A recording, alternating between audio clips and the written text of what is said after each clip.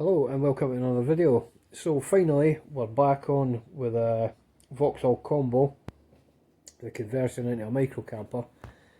I left things over the winter because, you know, I was freezing and I couldn't be arsed with it, so we're back at it. So I'm not going to bore you with the mechanicals. I've got some mechanicals to do here.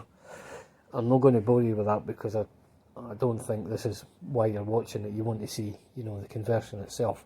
So I'll quickly go over what's happening under the bonnet. So needs a new rocker cover gasket. That was supplied from the previous owner, and that's getting done. If you can see down here, you can see it's been pissing down here. So that's getting done right now.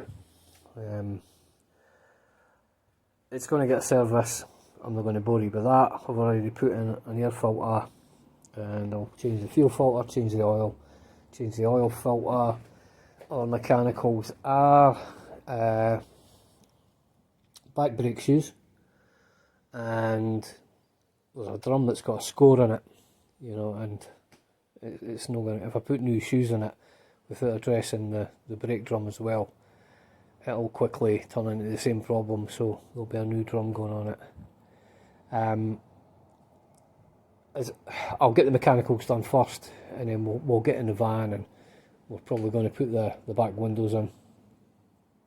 We'll take it through there. So I'll get the mechanicals done. I'll not bore you with this, and then we'll get into the van. Okay, so we've got the mechanicals done. There was a bit more than I anticipated, but it's done now, so effectively the van's ready for an MOT, but we've got a lot of work to do in this conversion before we take it for an MOT. So what we're going to crack on with now is we're going to get these windows in. I've got limited space in the back, so pulled this one straight off a caravan door, and that one there I got on eBay. What we'll do is we've got to cut this down, and we'll use the front skin as a template, much as the same as we've done with the side window. And we have to, because of the size of these, there's a limited amount of space in the back.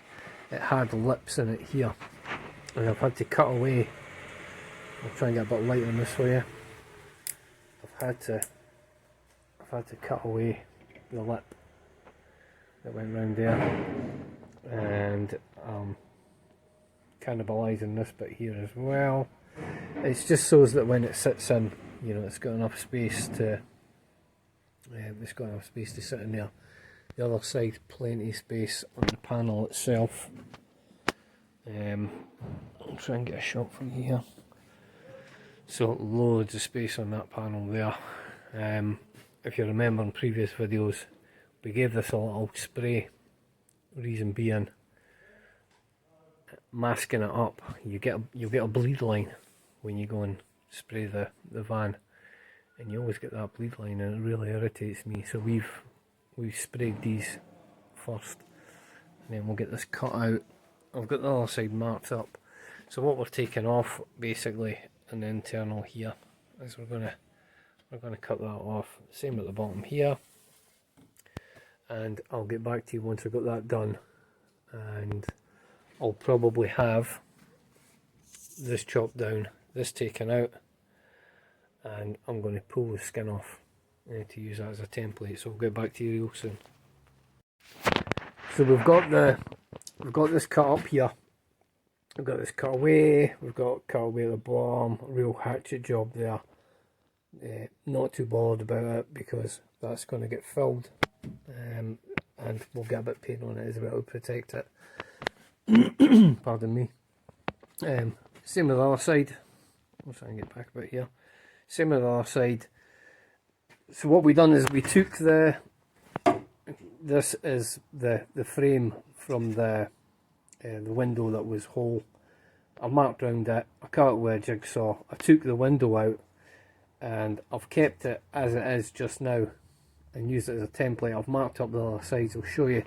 But what I had to do is I had to make sure that this was going to fit in here correctly, So that was my primary concern. Once I got the fitting in there, I done a couple of holes in it, and then one at the top so I can measure down, and one at the side so I can measure in.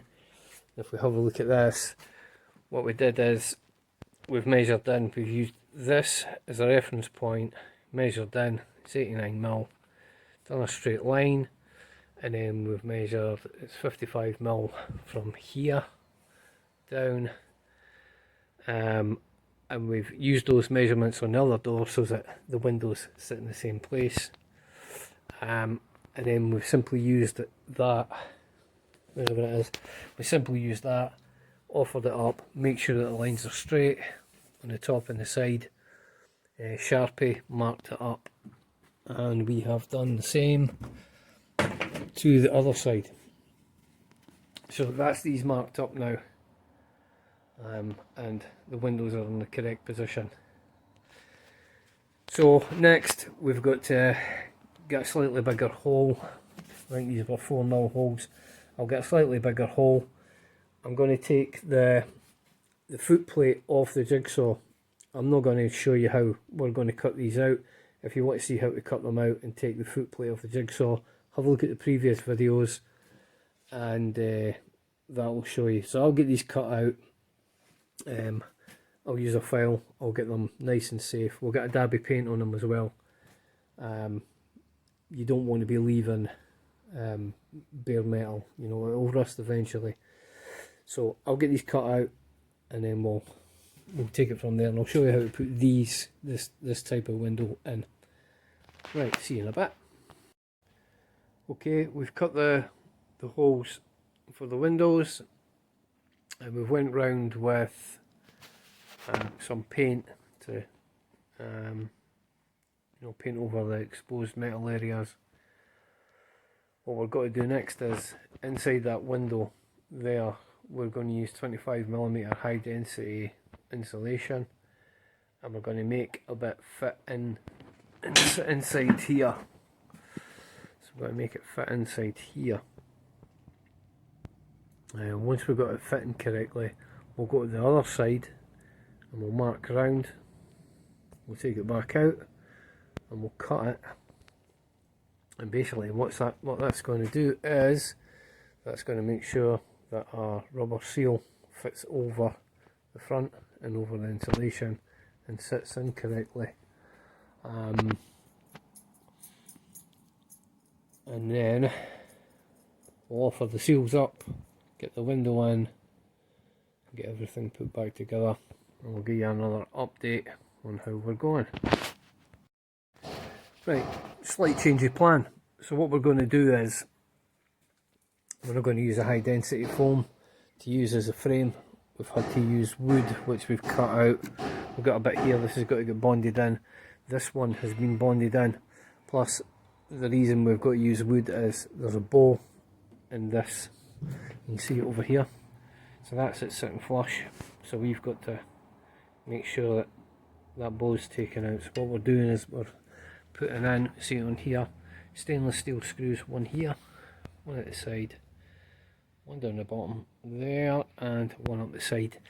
And then we're using instant grab adhesive as well, and then letting it set. So I've put this one in, this has got the adhesive on it.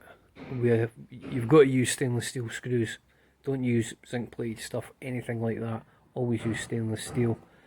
You know, if you get this, you know, if your panel has got like a curve in it and you're putting a straight frame in the back, you're going to have to make sure that, you know, the panel's straightened out. So that one's in. I'm going to crack on with this one. Same again, bond it, and then get it screwed in, and then we'll get the seals in, and we'll get back to you shortly. Okay, so we put the seals on. They've just been pushed into place. They've got a bead, it's SeamSeal CV, so it's the same stuff we used on the side window. SeamSeal CV. They've got a bead on the inside there, and that's pushed on. what that does is any water that's coming from the top, it's not going to get past the bead which is inside here. One tip is don't go mad with this stuff, because if you put too much in it and you push the seal on, it's just going to piss out the side. So, you know, put a decent bead in, but don't go mad with it. Next thing we're going to do is, before we put the window in, is we're going to put a bead, a silicone mastic, in here, all the way around in here, and that seals the polycarbonate window from any water getting in that way.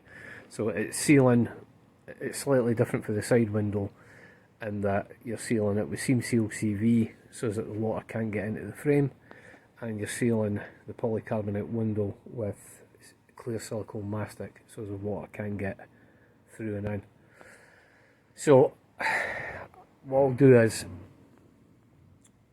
I'm going to put this bead in, and then I'll try my best to get a shot of the window going in, but if not, I'll just explain it. I'll get back to you soon. Okay, so as you can see, the windows are in. Never bothered filming much yet because putting them in is not rocket science. It's pretty easy. Once you get the hole cut, fit your seal in. Sorry about the noise of the compressor. Fit your seal in. Make sure you put a bead of seam seal where it meets the metal frame, you know, so you don't get water ingress in this way. Once you get that done, use plastic tools to put the window in. You know, it takes a bit of time to get round. Put the window in, and then there's a trim. There's a trim that goes round and seals everything in place. But you know, I'm glad I never filmed it because there was just too much swearing anyway. One thing I never noticed is the design of the windows is slightly different. They're the same size, but you see that one's sort of raised out a bit, and this one is kind of not as raised out. But it doesn't matter.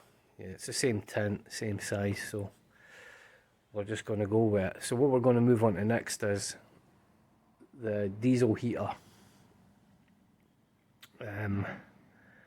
We're going to have to construct a kind of a special turret for mounting it.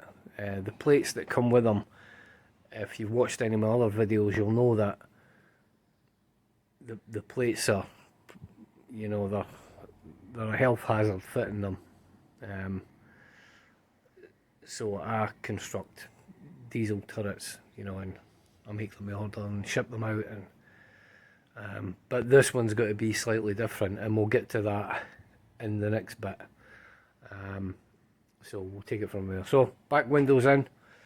I'm glad they're done because my fingers are sore and I'm sick of swearing.